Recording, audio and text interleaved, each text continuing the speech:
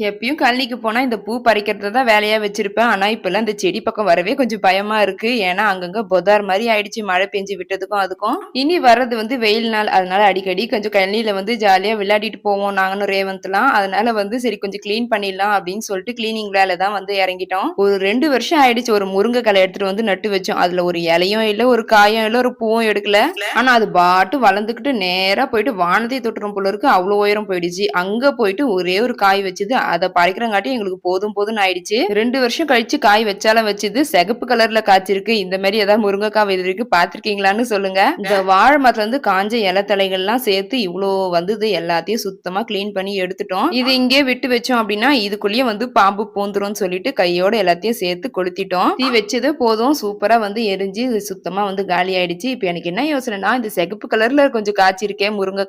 அதை எடுத்துட்டு போய் சமைக்கலாமா வேண்டாமா தான் யோசனை பண்ணிட்டு இருக்கேன். சேனல் புடிச்சிருந்தா சப்ஸ்கிரைப் பண்ணிக்கோங்க. அடுத்தது சூப்பரா ஒரு மீன் ப்ளாக்ல பார்க்குறேன். பாய்.